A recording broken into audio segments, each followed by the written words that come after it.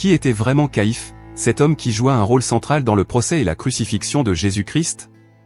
Cette question résonne à travers les siècles, suscitant curiosité et parfois malaise. Caïphe, le grand prêtre de la Judée, n'est pas seulement une figure historique, il est l'un des personnages les plus controversés du récit qui a changé le cours de l'humanité. Tout en occupant la position la plus élevée de l'autorité religieuse parmi les Juifs, il se trouvait également à la croisée des tensions politiques, religieuses et spirituelles. En tant que chef du Sanhédrin, le conseil religieux et judiciaire qui gouvernait les Juifs sous la supervision romaine, Caïphe n'était pas qu'un simple prêtre.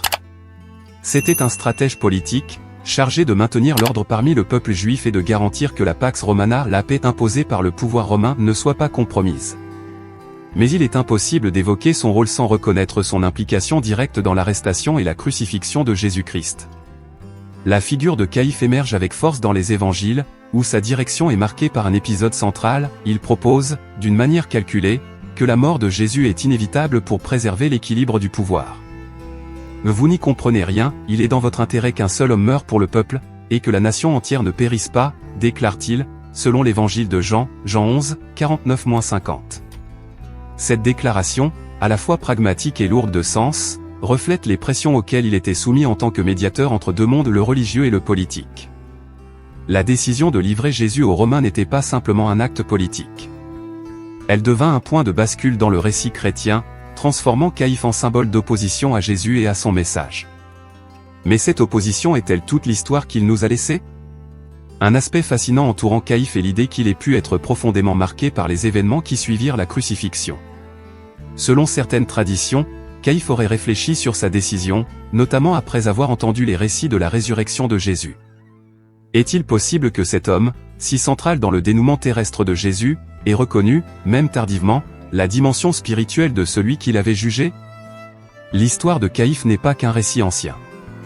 Elle nous invite à réfléchir aux complexités de la nature humaine, la lutte entre le devoir et la moralité, la peur et la foi, la politique et la spiritualité. Et, peut-être plus important encore, elle nous pousse à considérer comment nos propres décisions façonnent des histoires qui nous dépassent. Plonger dans le parcours de Caïphe exige de comprendre le contexte dans lequel il évoluait. Pour saisir ses choix, il est essentiel d'explorer le paysage historique et politique de la Judée à l'époque de Jésus, une terre chargée de tensions, où la religion et le pouvoir s'entremêlaient de façon indissociable. Au 1er siècle de notre ère, la Judée était un territoire plongé dans des tensions incessantes. Sous la domination de l'Empire romain, cette petite province se trouvait au carrefour des identités culturelles, du fervent religieux et des intrigues politiques. C'est dans ce contexte instable que Caïphe occupait son poste de grand prêtre, l'un des rôles les plus influents mais aussi les plus délicats de la société juive. En tant que médiateur entre les intérêts du peuple juif et l'administration romaine, Caïphe jouait un rôle de diplomate et de stratège, constamment sous pression pour maintenir la paix et éviter toute insurrection susceptible de provoquer la colère de Rome. Cette tension permanente faisait de la direction du Sanhédrin une mission presque impossible, satisfaire le peuple tout en ménageant les dirigeants étrangers. L'Empire romain gouvernait avec une poigne de fer, mais il savait que contrôler la Judée exigeait plus que la force militaire. Une certaine autonomie religieuse et politique était tolérée, à condition que les dirigeants locaux, comme Caïphe, contribuent à maintenir la stabilité. L'élite religieuse, représentée par les Sadducéens, était souvent alignée avec les Romains, en partie pour préserver son influence et ses privilèges. En tant que figure centrale de ce groupe, Caïphe était perçu par certains comme un collaborateur de Rome, tandis que d'autres le voyaient comme un protecteur pragmatique du peuple juif. La situation était encore compliquée par les diverses attentes messianiques au sein de la communauté juive. Beaucoup espéraient un leader qui défierait la domination étrangère et restaurerait la gloire d'Israël. À l'inverse, les Romains redoutaient toute tentative de soulèvement qui pourrait transformer la région en un foyer de rébellion. Pour Caïphe, cette ferveur messianique représentait une double menace, non seulement elle risquait de perturber la stabilité politique, mais elle sapait aussi l'autorité du Sanhédrin en tant que gardien de l'ordre religieux. Dans ce contexte, la direction du Sanhédrin relevait d'un véritable art de l'équilibre. Caïphe savait que la moindre erreur pouvait lui être fatale, tant pour lui que pour le peuple. Le Sanhédrin devait également préserver sa légitimité auprès d'une population de plus en plus mécontente de l'occupation romaine. Les tensions étaient constantes, et la crainte d'une insurrection pesait comme une menace imminente. C'est dans cet environnement d'intrigue et de défi qu'apparaît la figure de Jésus. Ses messages, porteurs d'une autorité spirituelle et d'un impact social considérable, commencèrent à attirer des foules de toutes les couches de la société. Tandis que le peuple voyait en Jésus une promesse de renouveau et de libération, des dirigeants comme Caïphe percevaient en lui une menace pour le fragile équilibre qu'il s'efforçait de maintenir. La relation entre religion et politique était indissociable du rôle de grand prêtre. Caïphe comprenait qu'une révolte au nom d'un « Messie » pourrait être désastreuse, non seulement pour les Juifs, mais également pour lui-même. En tant que garant de la stabilité dans une région aussi volatile que la Judée, son autorité dépendait de la confiance de Rome et de la fidélité du Sanhédrin. Tout faux pas pouvait entraîner sa destitution ou, pire encore, des conséquences brutales pour le peuple qu'il avait juré de protéger. Les Romains, bien que pragmatiques à bien des égards, ne toléraient aucune menace contre leur autorité. Toute tentative de rébellion pouvait être réprimée avec une violence impitoyable.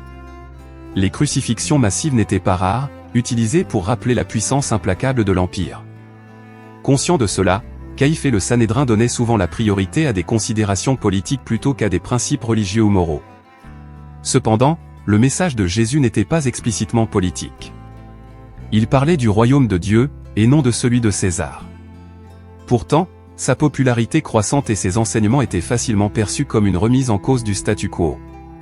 Pour Caïphe, ce n'était qu'une question de temps avant que les foules exaltées autour de Jésus n'attirent l'attention qu'il redoutait tant. La décision de gérer la situation avec Jésus ne fut donc pas prise à la légère.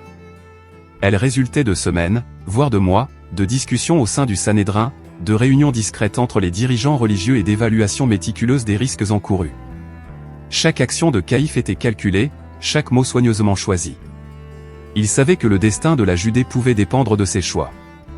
Voilà le monde dans lequel évoluait Caïphe, un monde où les pressions politiques et religieuses étaient inextricablement liées, où chaque décision pesait d'un poids écrasant, et où la survie nécessitait souvent des sacrifices difficiles. En comprenant le contexte qui a façonné Caïphe, nous pouvons mieux saisir ses décisions.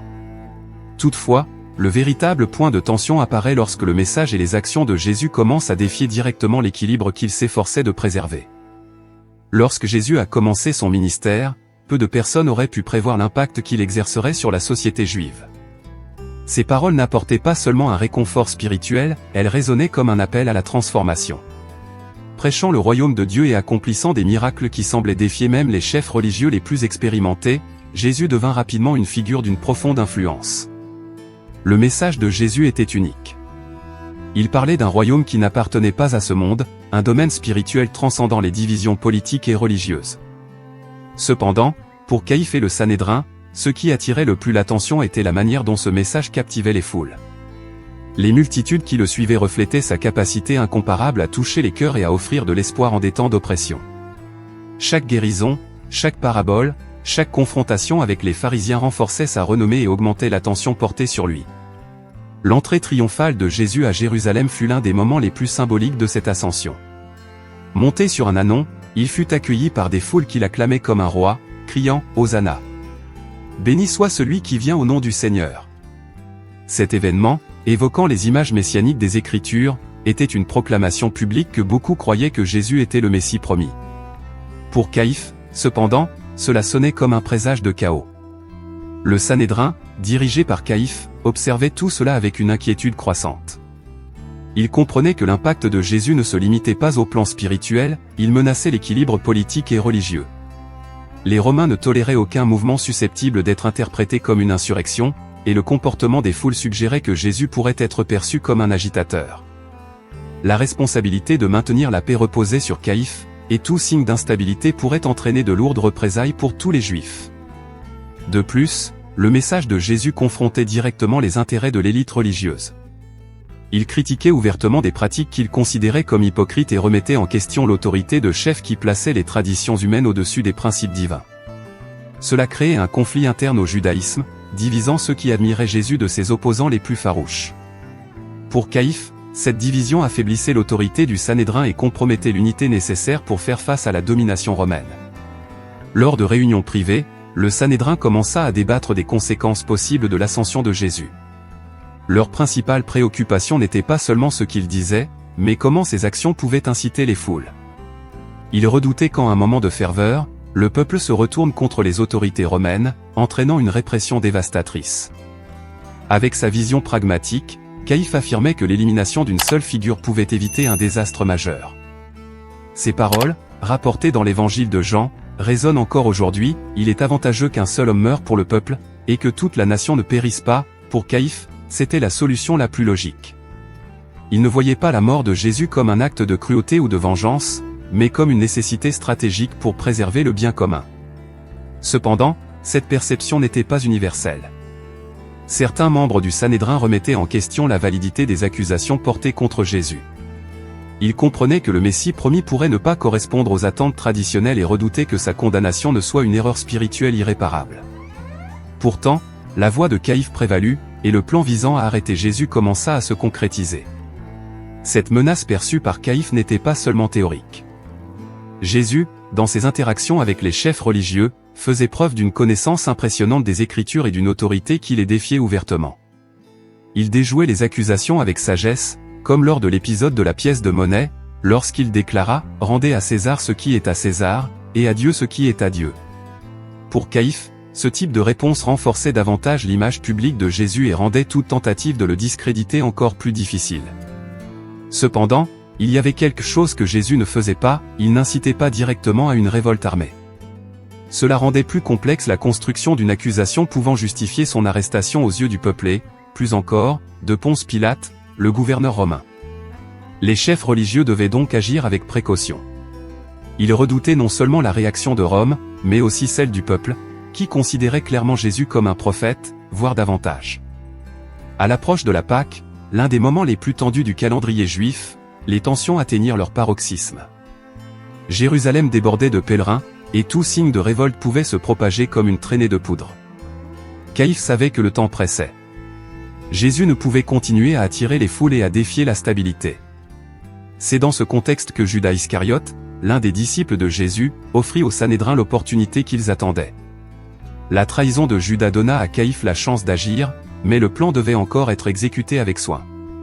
Il ne suffisait pas d'arrêter Jésus, il fallait construire un dossier justifiant sa mort. Tout au long de cette montée des tensions et des menaces qu'elle représentait, Caïphe conserva son rôle de stratège. Il ne sous-estimait pas le pouvoir de Jésus, mais croyait que la survie de la nation juive était en jeu. Pourtant, malgré toute sa rationalité, il ne pouvait pas prévoir comment ses actions deviendraient centrales pour une nouvelle foi qui, bientôt, conquérirait le monde. L'histoire touchait à l'un de ses tournants les plus décisifs. L'arrestation et le procès de Jésus allaient non seulement changer le cours de l'humanité, mais aussi marquer profondément la trajectoire de Caïphe.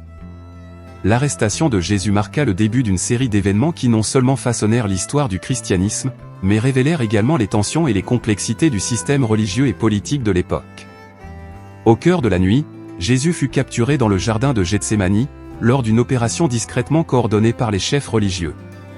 Judas Iscariote, le disciple qui l'avait trahi, conduisit les gardes jusqu'à lui en échange de 30 pièces d'argent, un prix qui resterait à jamais le symbole de la trahison. Le choix d'arrêter Jésus de nuit n'était pas anodin. Pendant la journée, il était entouré de foules de partisans, et toute tentative de l'appréhender publiquement aurait pu déclencher des émeutes. Le silence de la nuit offrait une couverture de sécurité, permettant aux autorités d'agir sans interruption. Une fois arrêté, Jésus fut conduit devant le Sanhédrin, où Caïphe présida le premier procès. Ce procès n'était pas seulement une question de justice religieuse. C'était avant tout une manœuvre politique. Pour Caïphe, l'objectif était clair, construire une accusation qui justifierait l'exécution de Jésus, aux yeux du peuple comme de Rome. Pourtant, cela s'annonçait compliqué. Le Sanhédrin, composé de chefs religieux et d'anciens, avait pour rôle de juger les affaires internes des Juifs. Cependant, sous l'autorité romaine, ces décisions étaient limitées. Il ne pouvait prononcer une peine de mort sans l'approbation du gouverneur romain. Cela signifiait que toute accusation portée contre Jésus devait être suffisamment grave pour convaincre Ponce Pilate. Lors du procès, les chefs religieux cherchèrent des témoins capables d'incriminer Jésus, mais leurs témoignages étaient incohérents. Des accusations de blasphème et des déclarations concernant la destruction du temple furent évoquées, mais aucune ne semblait assez solide pour justifier une condamnation. C'est alors que Caïphe décida d'interroger directement Jésus. Le moment, rapporté dans l'Évangile selon Matthieu, est emblématique. Caïphe demanda, « Je t'adjure par le Dieu vivant de nous dire si tu es le Christ, le Fils de Dieu. » La réponse de Jésus fut à la fois directe et énigmatique, « Tu l'as dit. De plus, je vous le déclare, vous verrez bientôt le Fils de l'homme siéger à la droite du Tout-Puissant et venir sur les nuées du ciel. » Cette déclaration provoqua une réaction immédiate de Caïphe, qui déchira ses vêtements en signe d'indignation et déclara « Il a blasphémé. Que avons-nous encore besoin de témoins ?» Cette accusation de blasphème était significative dans le contexte juif, car se proclamer fils de Dieu était perçu comme une offense directe à la sainteté de Dieu. Pour Caïphe, cela représentait le point de rupture nécessaire pour justifier ses actions. Cependant, il savait que cet argument ne suffirait pas à convaincre Pilate, un gouverneur romain insensible aux préoccupations religieuses juives. Conscient de cette limite, le Sanhédrin décida de reformuler l'accusation. Au lieu de blasphème, ils présentèrent Jésus comme un agitateur politique s'autoproclamant roi, menaçant ainsi l'autorité de César. Cette accusation pesait davantage aux yeux des autorités romaines, car elle suggérait un risque direct pour la stabilité de l'Empire. Le lendemain matin, Jésus fut amené devant Ponce Pilate. Le gouverneur, bien que sceptique quant aux accusations portées contre Jésus, était conscient des tensions à Jérusalem pendant la Pâque et des possibles conséquences d'un rejet des préoccupations du Sanhédrin. Pilate interrogea Jésus en lui demandant « Es-tu le roi des Juifs ?» La réponse de Jésus, une fois de plus, était chargée de signification « Tu le dis ». Pourtant, Pilate semblait hésitant. Il ne voyait pas en Jésus une menace réelle, mais il faisait face à la pression des chefs religieux et de la foule qui commençait à se rassembler.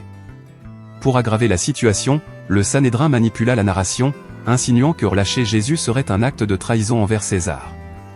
Face à cela, Pilate opta pour une solution politique, il livra Jésus pour être crucifié, tout en se lavant les mains publiquement, affirmant son innocence dans cette affaire. Pour Caïphe, ce dénouement représentait l'aboutissement de ses efforts pour préserver la stabilité. Il croyait qu'en éliminant Jésus, il supprimait une menace de révolte et rétablissait l'ordre. Cependant, il ne pouvait imaginer que cet événement deviendrait le fondement d'une nouvelle foi qui transformerait le cours de l'histoire. Bien que les évangiles soient clairs sur le rôle de Caïphe dans la condamnation de Jésus, des récits et traditions ultérieures jettent une lumière intrigante sur l'impact spirituel que ces événements auraient pu avoir sur sa vie. Parmi les histoires qui ont émergé au fil des siècles, se distingue l'allégation selon laquelle Caïphe, déjà âgé, aurait écrit une lettre décrivant une expérience visionnaire qui l'aurait conduit à réfléchir sur sa décision et sur l'identité réelle de Jésus. Cette prétendue lettre, bien qu'entourée de débats historiques et théologiques, reflète ce que beaucoup considèrent comme une réaction humaine inévitable face au poids des événements auxquels Caïphe avait assisté.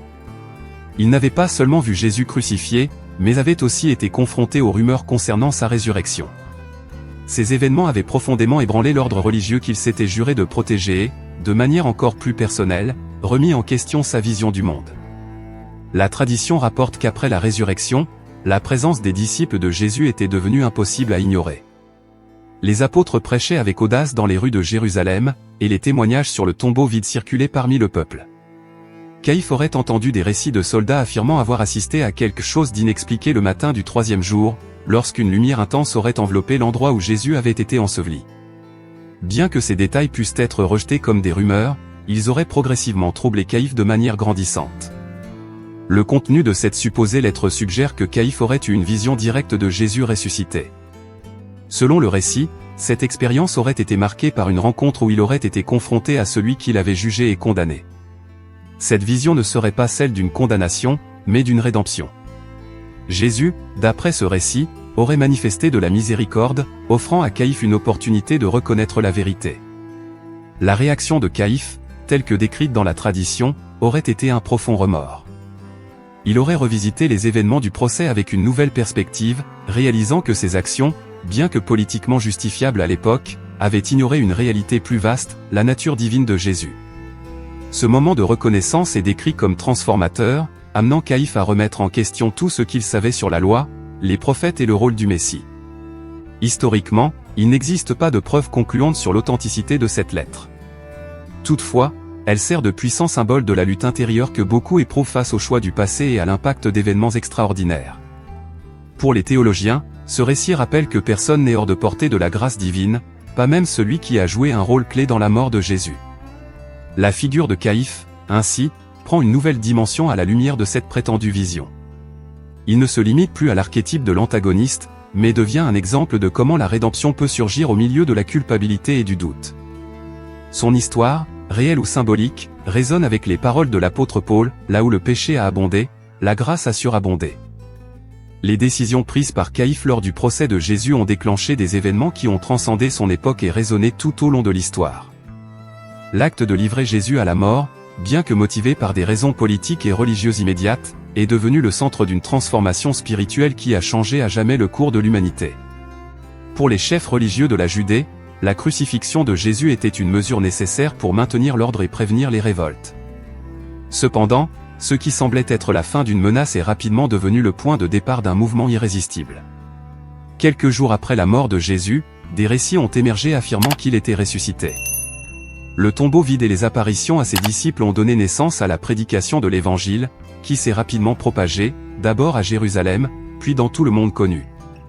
Les actions de Caïphe ont été perçues de manière contrastée au fil de l'histoire.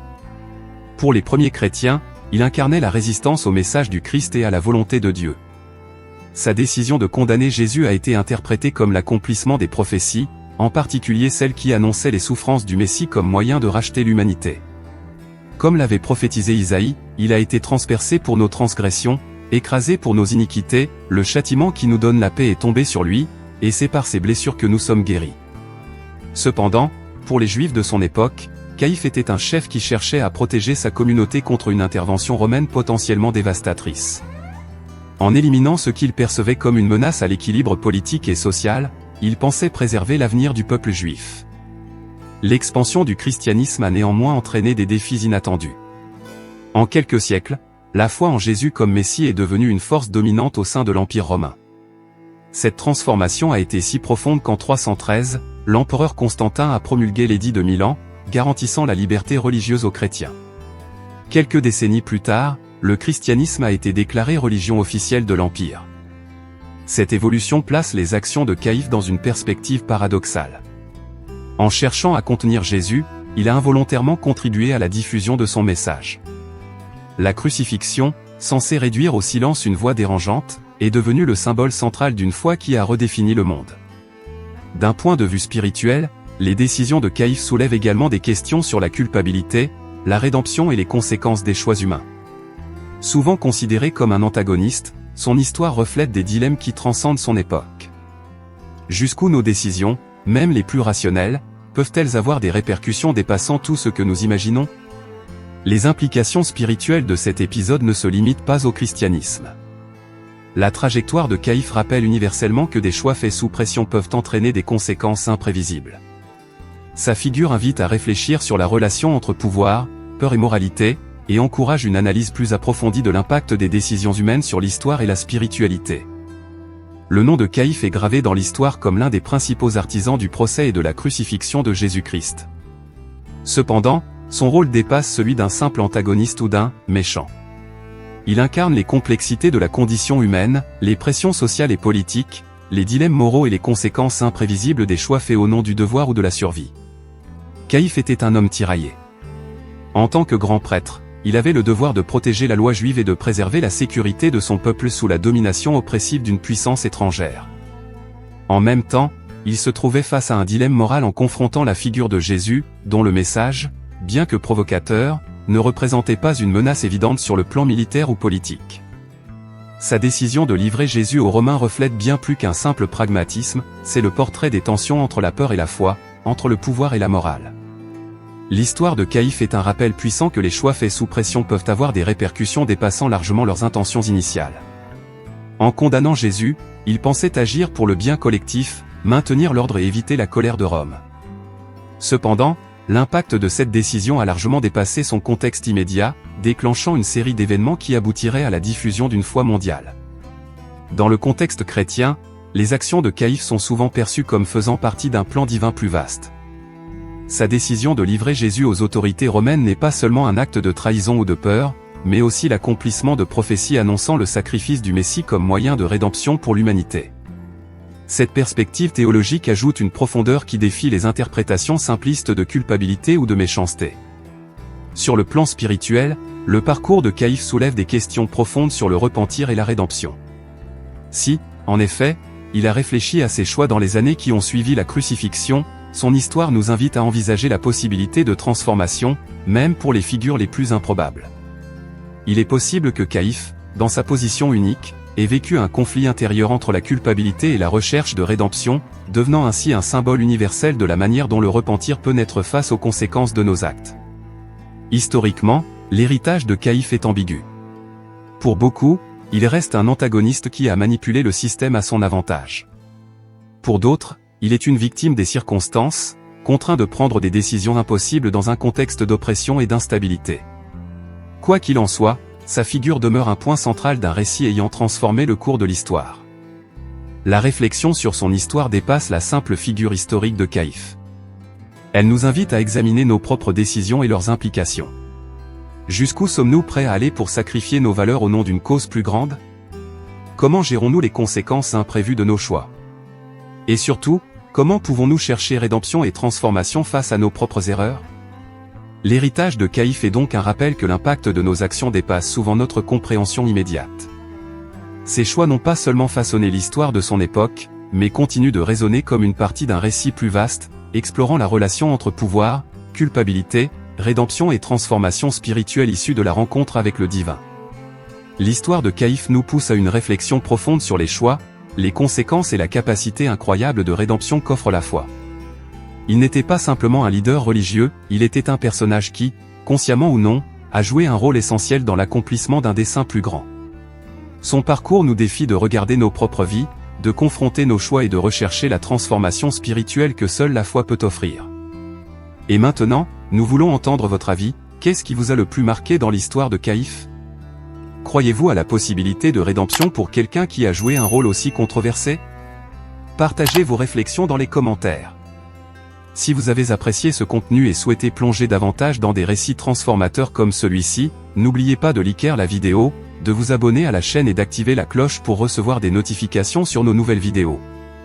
Partagez avec vos amis et votre famille, qui pourraient eux aussi être inspirés et trouver des enseignements dans l'histoire et la spiritualité. Merci d'avoir regardé, et à la prochaine vidéo.